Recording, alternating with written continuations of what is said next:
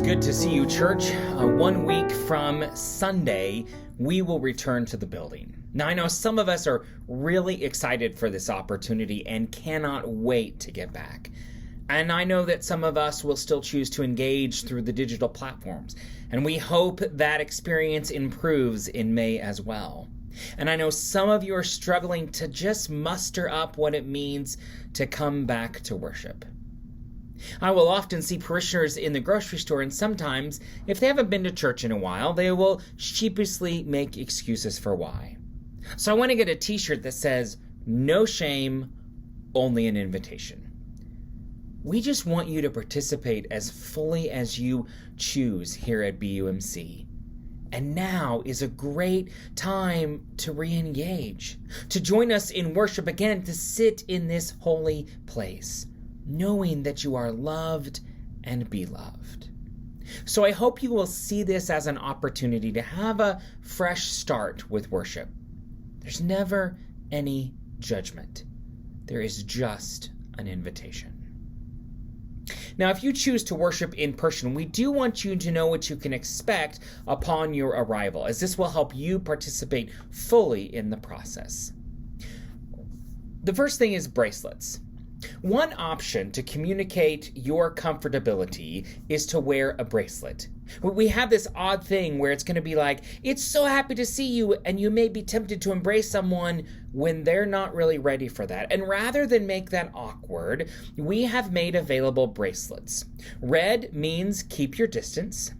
Yellow means I'm still being cautious, and green means I'm comfortable with just about everything. This is just one way to provide a quick communication to be in holy community with one another. It is an option. You don't have to wear them, but we ask you to respect when the person holds up their bracelet so we know where one another is.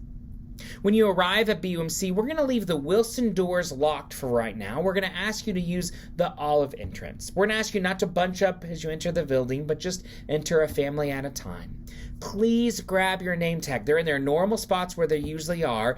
When you have a mask on, we don't necessarily know who you are, and name tags will be critical for us to know who you are and be in relationship with you. After you've used your name tag, you can either put it back and the ushers will disinfect it, or you can take it home. Just don't forget it next week. Reservations. At this time, we are not going to have reservations. I believe we can accommodate all who want to attend worship within our space. Just show up on Sunday morning.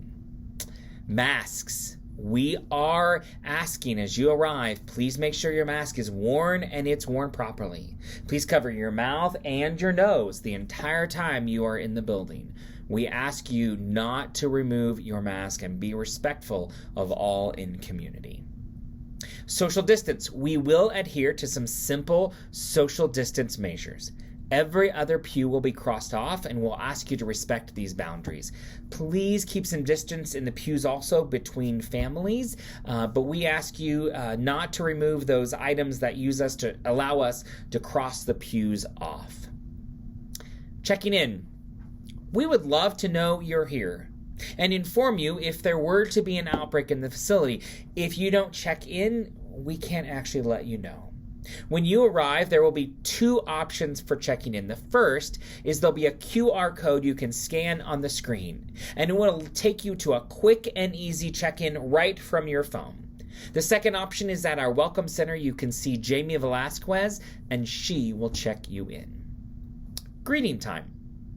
We will not have a formal greeting time. That time when we walk around the sanctuary and shake hands and see each other. We're going to limit our contact right now. However, there will be a time to pass the peace of Christ in our Christian tradition. Offering. We will not pass the offering plates. There will be a large box by the Welcome Center where you can drop your pledge, your check, or anything else you want to pass on to staff. You can also give online at bozemanumc.org/give and watch for information coming about our new Venmo giving account.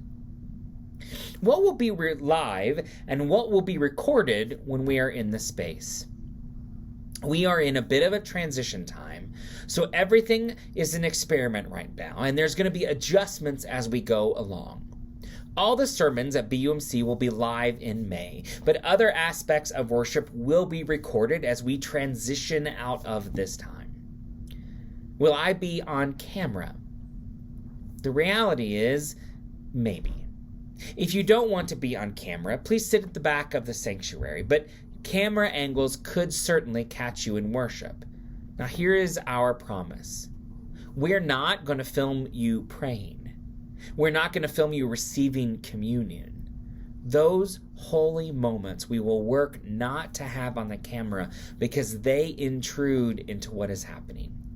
If you have any concerns about this, please do not hesitate to reach out. The fellowship time. Well, following worship, we're going to ask you to leave the building. We're going to ask you to chat outside. There will be hand sanitizer right at the doors as you enter and leave. And for the month of May, we're not going to have any coffee fellowship. We're just going to invite distanced conversation outside. One phrase we all need to continue to embrace is the word reevaluate. This is a nimble time, a flexible time, an experimental time. Each month, we are going to reevaluate the parameters of worship with COVID restrictions and the Gallatin Valley Health Department guidelines. Each month, we will reevaluate what is happening within worship. So if you have constructive feedback, we would love to hear it. Each month, we will reevaluate something and shift as is necessary to continue to be a place offering faith on the mountain and hope in the valley. See you next week. See you online or see you in person.